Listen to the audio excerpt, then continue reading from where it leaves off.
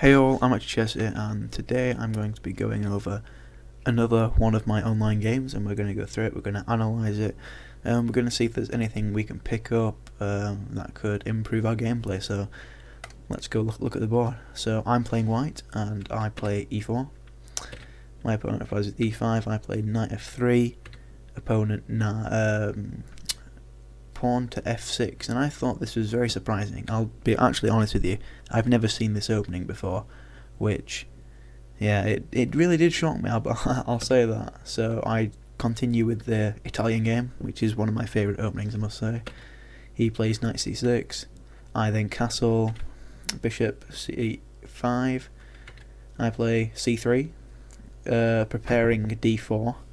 I wouldn't play d4 instantly because he has more attackers than I have, than I would have, and I do want control of that square. So he plays d6, sort of strengthening his e5 pawn. I then play d4. He takes, I take, and then he moves his bishop back. I bring out my knight, just a standard development move, and he plays bishop g4. I then actually bring my knight up to d5. There were other things which I could have done, but I do like being aggressive. I do consider myself an aggressive player, so why not, why not? He brings his knight to a5 here, which does prove bad for him later on into the game. But here there are two options which I could have done. I'll go over the one which the engine says is the best, but I didn't do. The engine says the best move is e2, and I don't know why. I don't think there was much difference in it, but the engine does say this is better. I'll just show you like an example continuation. It doesn't look.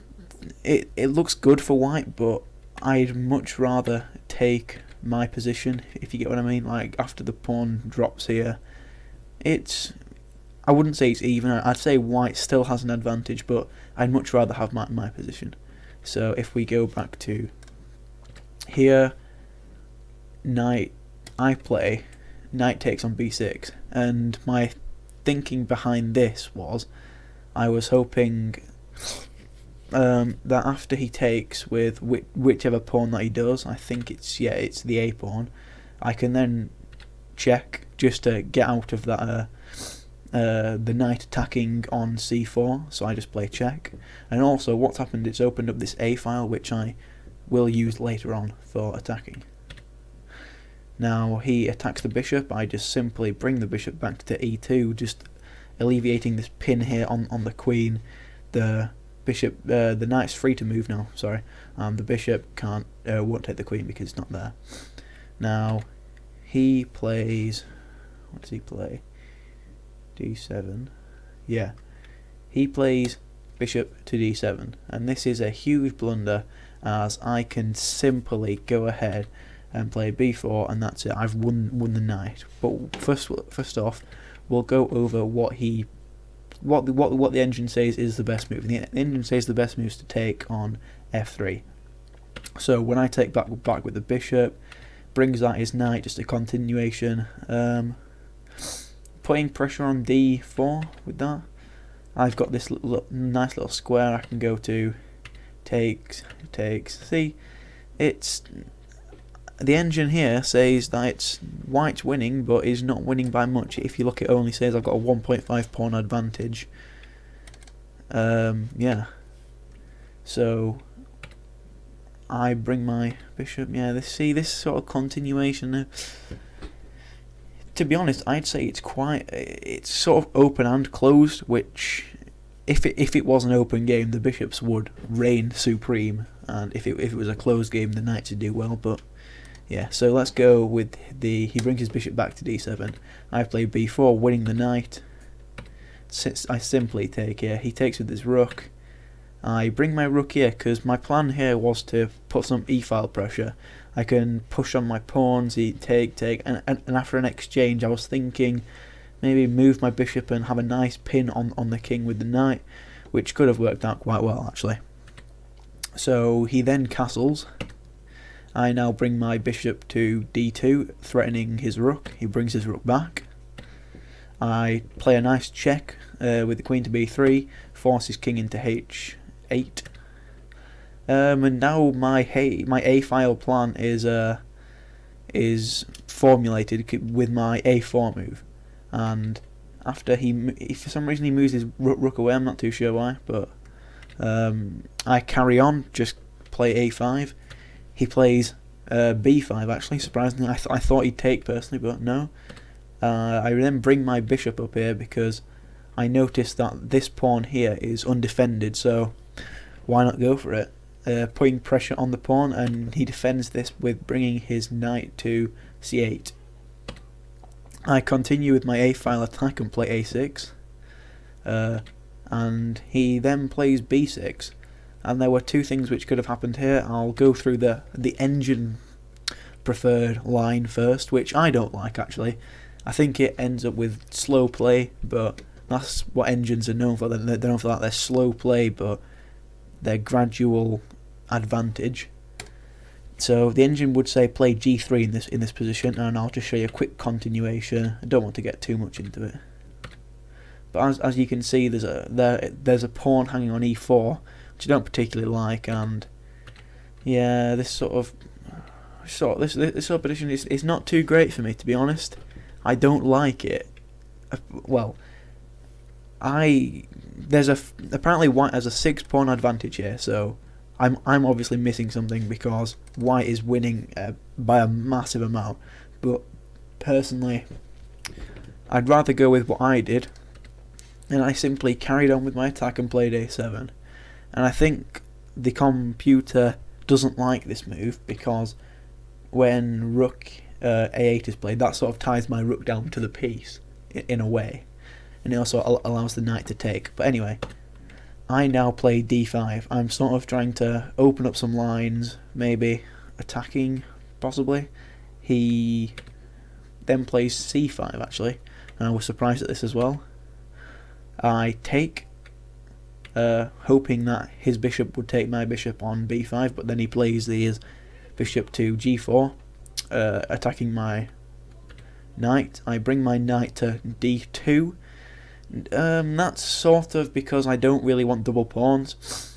I could have taken with my queen, but I don't want double pawns if I'd have taken there, and I also don't want this sort of g-file open for maybe a queen to come in and attack. I don't think that'd be particularly good for me.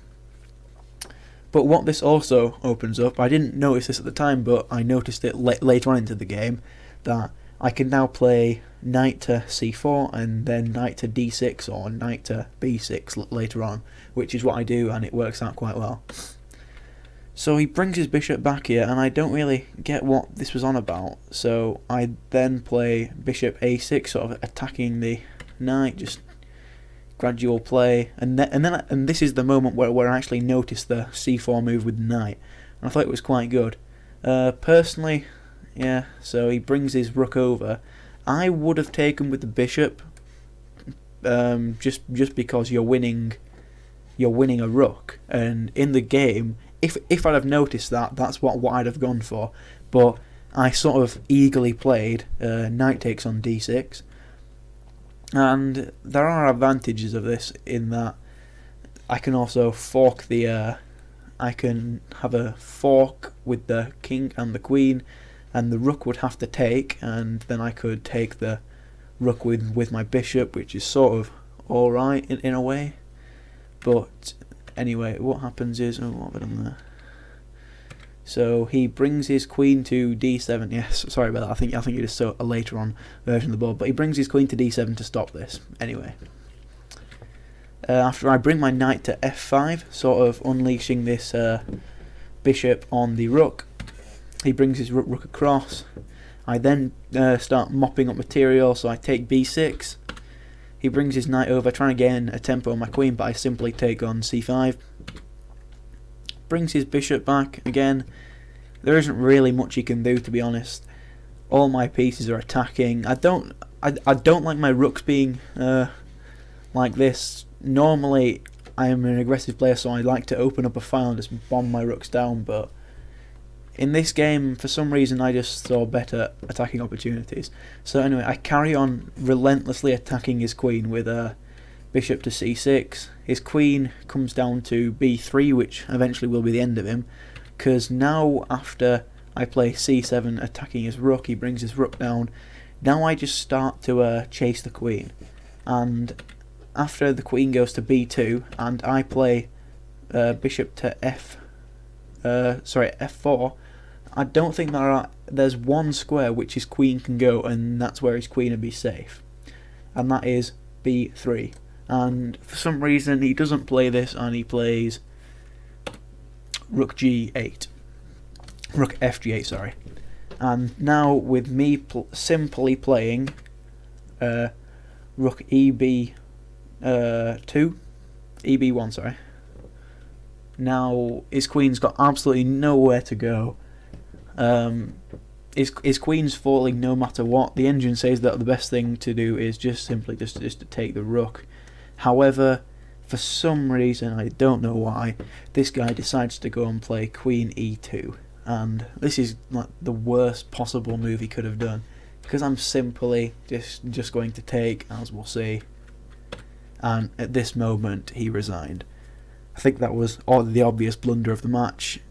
He could have carried on, but I'll go back and just show you in this position here before he plays that terrible move. I've got a 19 pawn advantage, so I'm doing incredibly well, but this pretty much just seals the deal here. I'll just go over a quick continuation of what could have happened in the match if he'd have carried on. So bring a rook to the 7th. This is really looking bad for him. Here, yeah, pretty much just, I think it's a force mate from here onwards. So rook d7, yeah, this is it, game over, I think. So yeah, that was my analysis of an online game I played. I hope you did enjoy it. I think I got a lot out of it, looking at some of the lines, looking at especially this knight, I think it was c4 or something like that, which I didn't know about, and going over the game I noticed this, and I think I might play that later on if someone ever plays this defence again. I'm really... apparently it is the Hungarian defence, which I've never heard about, I've never seen played against me, or I've never seen in any videos, so I don't think it'll have much theory behind it. But yeah, anyway, thank you for watching this. If you did enjoy it, please leave a like, comment or subscribe, and I hope you watch my other videos, and I'll see you later. Cheers, bye.